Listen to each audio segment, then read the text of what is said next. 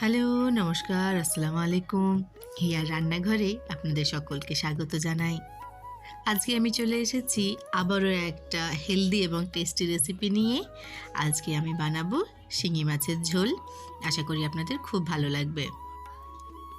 আর তার জন্যই আমি এখানে নিয়েছি 250 গ্রাম শিঙি মাছ। এখন আমি তাতে দিয়ে নেব খানিকটা পেঁয়াজ বাটা। আমি একটা ছোট সাইজের পেঁয়াজ খুব ভালোভাবে পেস্ট করে নিয়েছি, সেটা দিয়ে নিলাম। আর এর মধ্যে দেব খানিকটা আদা রসুন বাটা। তবে এখানে আদা রসুন বাটা খুব বেশি লাগবে না। আপনারা চাইলে শিঙি মাছের সঙ্গে এখানে আলু বা কাঁচকলা অথবা কাঁচা পেঁপে দিতে পারেন। আর তাছাড়া এই ঝোলটা আপনারা মাগুর মাছ বা চারাপোনা মাছ দিয়েও করে নিতে পারেন, খুব ভালো হয় খেতে। এবার আমি এর মধ্যে দিয়ে নিচ্ছি খানিকটা হলুদ গুঁড়ো, খানিকটা জিরে গুঁড়ো। আপনারা এখানে জিরে গুঁড়োর পরিবর্তে জিরে বেটেও দিতে পারেন, তাতে কিন্তু টেস্ট আরও অনেক বেশি ভালো হবে। এবার একটু লবণ দিয়ে আমি মাছটাকে খুব ভালোভাবে মশলার সঙ্গে মাখিয়ে নেব।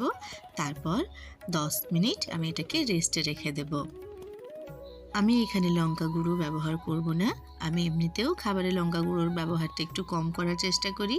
আপনারা চাইলে এখানে গুঁড়ো লঙ্কা ব্যবহার করতে পারেন, তবে আমার মতে না দেওয়াই ভালো। আমরা ছোটবেলার থেকেই দেখে আসছি, যখন খুব বেশি গরম পড়তো বা বাড়িতে কেউ অসুস্থ হতো, তখন মা এই ঝোলটা বানাতেন। এটা খুব ভালো হয় খেতে, তার সঙ্গে এটা ভীষণই হেলদি। এই প্রচণ্ড গরমে আপনারা একবার বানিয়ে দেখুন, আশা করি আপনাদের খুব ভালো লাগবে। মাছ মেখে নেওয়া হয়ে গেছে, এটাকে ঢাকা দিয়ে 10 থেকে 15 মিনিটের জন্য আমি রেখে দেব। এদিকে আমি কড়াইতে তেল দিয়ে তেলটা খুব ভালোভাবে গরম হওয়ার অপেক্ষা করব। এই রান্নায় কিন্তু অবশ্যই সরষের তেল ইউজ করবেন। এখানে খুব বেশি যে তেল লাগে তা কিন্তু লাগে না, আর এর টেস্ট কিন্তু সরষের তেলেই আসে। তেল খুব ভালোভাবে গরম হয়ে গেছে, দেখুন তেলের রঙও পরিবর্তন হয়েছে। এখন আমি এর মধ্যে মেখে রাখা মাছ দিয়ে ভালো করে একটু কষিয়ে নেব।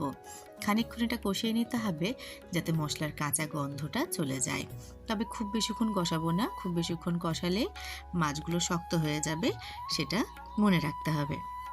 এই রেসিপিটি কিন্তু ভীষণই সহজ আর খুব কম সময়ে রেডি হয়ে যায়। এই যে মাছ আমি দিয়ে নিয়েছি, খানিকক্ষণ কষিয়ে এর মধ্যে জল দিয়ে একবার ফুটিয়ে নেব, তাহলেই রেডি হয়ে যাবে আমার শিঙি মাছের ঝোল। এই যে বীভৎস গরম, তাতে রান্নাঘরে বেশিক্ষণ রান্না করা সত্যিই ভীষণই কষ্টকর।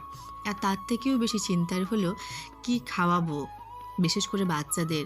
কেউই কিছু খেতে চাইছে না এই গরমে। সেই ক্ষেত্রে আপনারা এরকম একটা ঝোল বানিয়ে নিতে পারেন। তাতে আর বিশেষ কিছু করার দরকার নেই, শুধু একটু আলু সেদ্ধ করে নিন, আর সেটা অবশ্যই কাঁচা পেঁয়াজ দিয়ে মাখুন। আর গরম গরম ভাতের সঙ্গে পাতিলেবু দিয়ে সার্ভ করুন এই শিঙি মাছের ঝোল। সবাই আঙুল চেটেপুটে খাবে, টেস্টের গ্যারেন্টি আমার।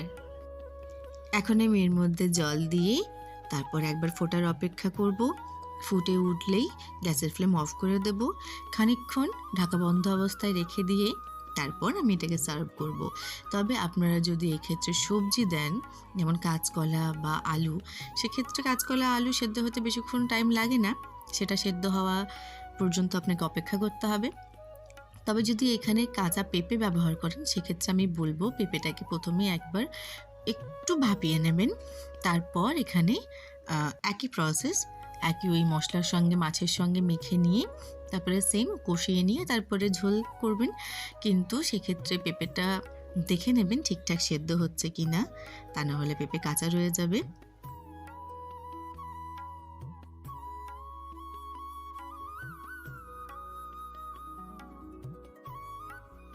আমার রেসিপি আপনাদের কেমন লাগছে আমাকে প্লিজ একটা কমেন্ট করে জানাবেন।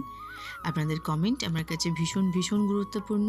যদি ভালো লেগে থাকে একটা লাইক করে দেবেন, ফ্রেন্ডস ফ্যামিলি সকলের সঙ্গে শেয়ার করবেন, আর আমার চ্যানেলটিকে সাবস্ক্রাইব করে প্লিজ আমার পাশে থাকবেন। থ্যাংক ইউ সো মাচ এতক্ষণ আমার সঙ্গ দেওয়ার জন্য, আমার ভিডিওটি শেষ পর্যন্ত দেখার জন্য। Thank you.